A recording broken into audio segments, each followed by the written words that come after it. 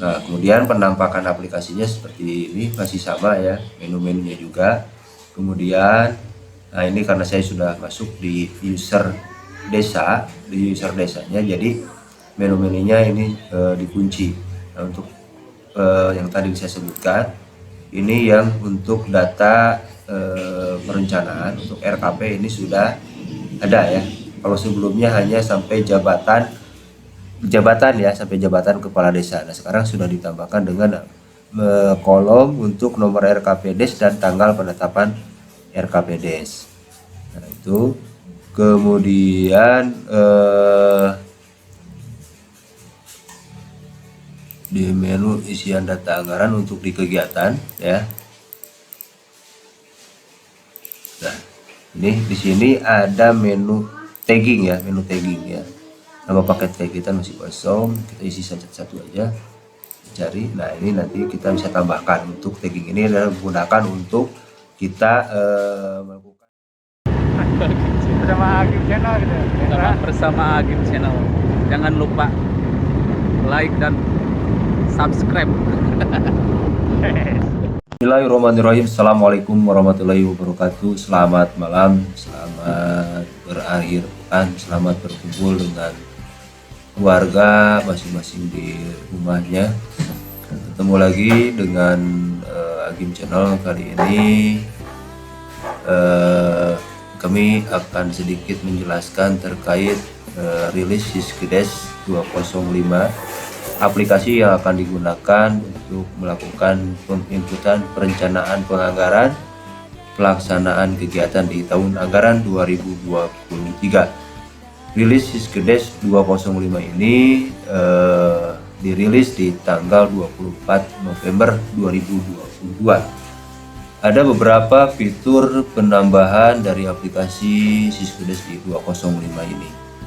Namun sebelum kita ke materinya ataupun ke hal-hal yang perlu disampaikan di dalam rilis 205 ini, sebelumnya saya atas nama pribadi mengucapkan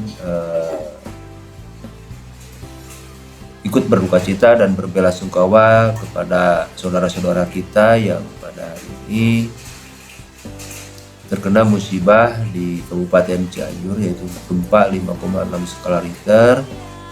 Mudah-mudahan rekan-rekan dan saudara-saudara di sana diberikan ketabahan dan ketangguhan dalam menghadapi cobaan dan bencana yang diterima oleh rekan-rekan dan saudara kita di Cianjur. Mudah-mudahan bisa segera terrecovery ataupun dipulihkan kembali ya, dan melaksanakan aktivitas seperti biasanya. Oke, rekan-rekan yang saya cintai dan saya banggakan, rekan-rekan operator Siskedes, ada beberapa fitur yang mungkin juga ini ada beberapa tambahan yang istilahnya ini atas beberapa masukan dari rekan-rekan operator ataupun admin di tiap kabupaten kota di Indonesia. Yang pertama, fitur dari penambahan Siskedes 205 ini ada ada penambahan input nomor dan tanggal RKPDes ya, tanggal RKPDes di menu data umum ya, menu data umum desa. Di sini terkadang desa ataupun rekan-rekan suka lupa terkait dengan nomor RKPDes-nya dan tanggal penetapan RKPDes-nya. Jadi di sini ditambahkan untuk menu input nomor RKPDes dan tanggal RKPDes. Mungkin kedepannya juga nanti ini menjadi bisa dilingkan antara RKPDes dan APBDes-nya. Jadi nanti bisa dikuncinya di RKPDes-nya. Kemudian di Siskedes 205 ini juga ada penambahan fitur untuk tagging ya, untuk penandaan paket kegiatan yang memang tidak ada paket kegiatannya. Ini ada menu tagging, dan ini juga untuk memudahkan rekan-rekan ketika melakukan ekspor ya, ekspor data input di Siskedes ke aplikasi OnSpan, itu sebagai syarat pencairan dana desa. Penambahan berikutnya ada penambahan laporan monitoring Pemda ya. Ini digunakan untuk Pemda melakukan monitoring ataupun untuk memantau sejauh mana proses input perencanaan, penganggaran, juga realisasi anggaran yang ada di desa. Nah, ini bisa dikompilasi di tingkat Pemda ya. Ini monitoring untuk kepentingan Pemda. Tapi tentunya juga ini bisa diimplementasikan ketika database-nya sudah online ya, tidak database-nya secara offline. Nah, data ini nanti bisa diperoleh secara real time ya. Data hari ini juga langsung diperoleh hari ini juga. Kemudian ada penambahan lainnya, yaitu adalah perbaikan inputan di sisi RPJMDes ya. Di 204 ini untuk penginputan untuk tahun ya, ini tahun 1, 2, 3, 4 ini sudah secara otomatis sudah terinput ya. Kemudian juga pola pengadaannya juga sama. Nah, untuk yang di 205 ini sudah lepas. Jadi nanti tinggal rekan-rekan di desa, operator desa tinggal memilih. Kegiatan ini di tahun kedua, ketiga, keempat, lima, dan seterusnya ya. Tahun 1, 2, 3, 4, dan seterusnya. Kemudian juga pola pengadaannya, apakah ini swakelola, kerjasama antar desa, ataupun pihak ketiga. Ini tinggal kita dipilih. Kalau yang sebelumnya di 204, kita harus dulu menghapus ini checklistnya, lalu kita pilih di salah satunya. Kemudian ada lagi penambahan input data penerima SPP Panjar kalau memang ada SPP Panjarnya ya. Nah, ini nanti ini digunakan untuk memfasilitasi CMS ataupun Cash Management System. Jadi siapa yang menerimanya, nanti kode banknya nanti disinkronisasikan dengan Cash Management System. Kalau di sini dengan menggunakan si cantik ya, sistem pencatatan transaksi non tunai keuangan desa. Nah, ini ya, ini sebagai sebagai jembatan untuk investasi CMS ya, untuk memunculkan nanti memudahkan di proses di transaksi di perbankannya. Oke. Nah, kemudian biasanya rekan-rekan operator ataupun pemerintah desa ketika menyusun APBDes untuk mengetahui proporsi APBDes itu harus menanyakan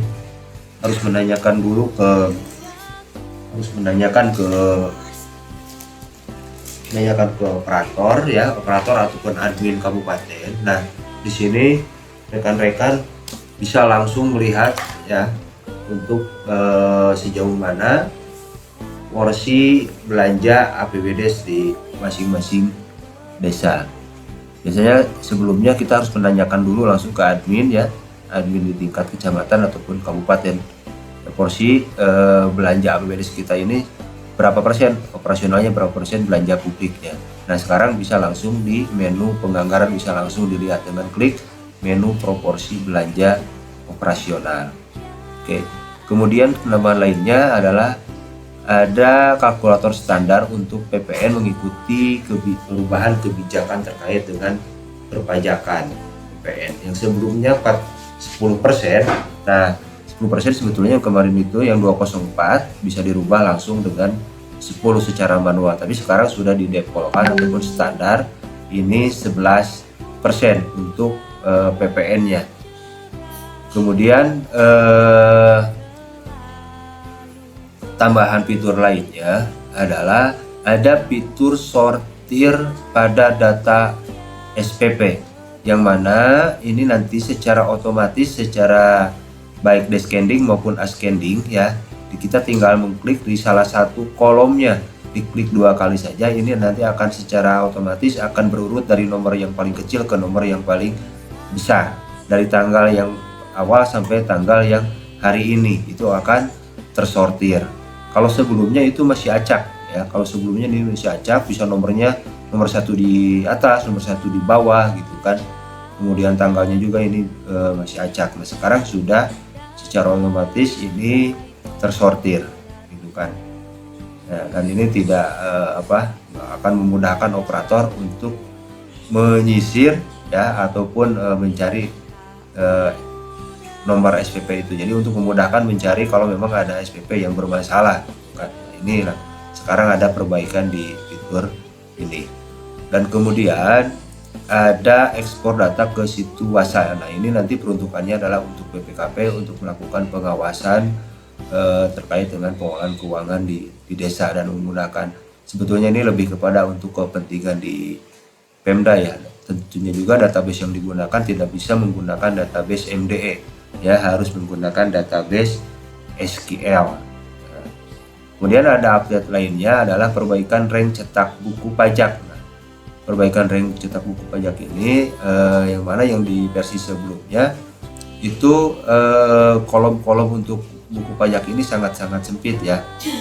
Baik tanggal, kemudian nomor pajaknya maupun di uraiannya itu diatur sangat sempit. Nah, hari ini sudah disesuaikan dengan kebutuhannya, misalkan tanggal maupun nomor kwitansi ataupun nomor penyetoran pajak. Kemudian password user slash minimal ini 6 digit. Kalau di kabupaten kita ini sudah 6 digit ya. Kita menggunakan kode desa ya, kode desa untuk usernya ya. Kemudian setoran kembali belanja bisa digunakan lagi di tahun berjalan ya. Nah, ini untuk yang setoran kembali kalau memang ada temuan ini bisa digunakan lagi untuk di tahun berjalan. Ini sudah ada menunya. Kemudian perbaikan laporan Perdes APBDes yaitu report RPT-nya. Report RPT-nya sudah diperbaiki ya. Karena kalau di versi sebelumnya itu masih rapat-rapat gitu kan, bahkan juga tidak sejajar ya untuk yang report Perdes APBDes-nya. Nah, itu ya untuk yang sifatnya tambahan fitur di versi 2.05 ini ya. Nah, kemudian penampakan aplikasinya seperti ini masih sama ya, menu-menunya juga. Kemudian nah ini karena saya sudah masuk di user desanya, jadi menu-menunya ini dikunci. Nah, untuk yang tadi saya sebutkan ini yang untuk data perencanaan untuk RKP ini sudah ada ya. Kalau sebelumnya hanya sampai jabatan ya, sampai jabatan kepala desa. Nah, sekarang sudah ditambahkan dengan kolom untuk nomor RKPDes dan tanggal penetapan RKPDes. Nah, itu kemudian di menu isian data anggaran untuk di kegiatan ya. Ini di sini ada menu tagging ya, Nama paket tag kita masih kosong, kita isi satu aja, cari. Nah, ini nanti kita bisa tambahkan. Untuk tagging ini adalah menggunakan untuk kita melakukan ekspor import ke aplikasi OnSpan. Ya. Itu saja mungkin rekan-rekan yang bisa disampaikan, mudah-mudahan memberikan manfaat dan wawasan tambahan informasi baru terkait dengan aplikasi Siskedes rilis 2.05.